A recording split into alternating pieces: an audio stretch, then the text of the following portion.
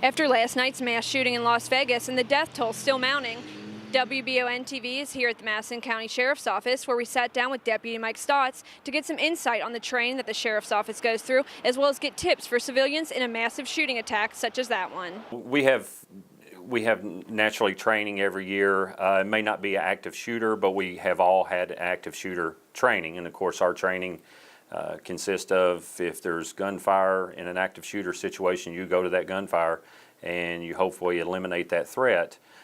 If the shooting stops, then you start doing searching until you can find this person, whoever it may be. But naturally we're going to go to the gunfire until it stops. And I challenge business owners, factories, to do active shooter training, that make sure they're all their employees aware of what to do and what they can do if they have an active shooter, because it's just not limited to schools. We also spoke to Detective Zachary Stokes at the Richmond Police Department and Corey Lewis at the Richmond Fire Department about the training that they undergo. Well, that starts at the Department of Criminal Justice Training. Several years ago, they began implementing what we call a response to an active shooter. So now that is taught in every academy class, and there is a lot of follow-on training that you can do through the Department of Criminal Justice Training, and that's something that we do send our officers to. A lot of officers in the state of Kentucky have been doing, and that is something that we're all taught the same way. So if this was a situation where you're put in with somebody from a completely different jurisdiction, you would be able to work together and know what everybody's doing and have a good idea of what the plan is.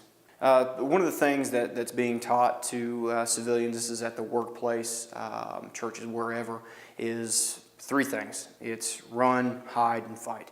The preference is to run.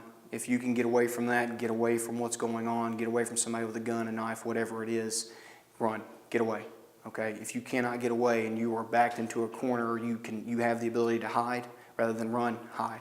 Barricade yourself, get behind a locked door. If you have a phone, call the police, give us all the information you possibly can. If there's a suspect, what he looks like, what he's wearing, what he has, what type of weapon he has, where you're at, are you hurt, are there any other people around you that are hurt?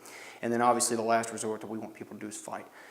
Because obviously this person's probably armed with a dangerous instrument or a knife or a gun, and we want to limit that person's ability to hurt other people. So our fire department personnel train jointly with the ERU teams, the emergency response teams from the Richmond Police Department, the state police, as well as Eastern Kentucky University.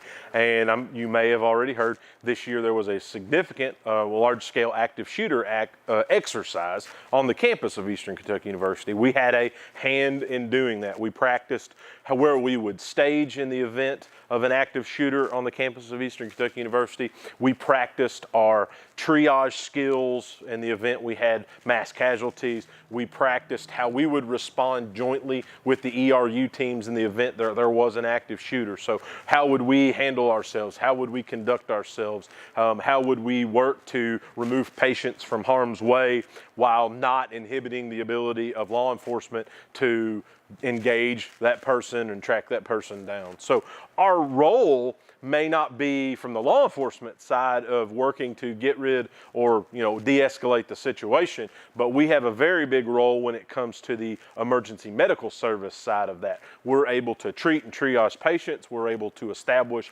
those safe zones. We're able to use our fire trucks possibly in a manner to protect individuals from the escalating event. So we practice that. We put that into play this year with that exercise at Eastern Kentucky University with their EHS and EM departments.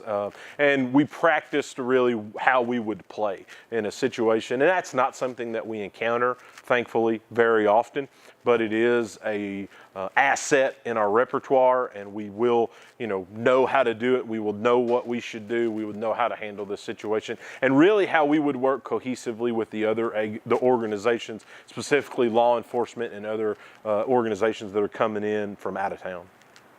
For WBON-TV here in Richmond, I'm Marissa Hempel.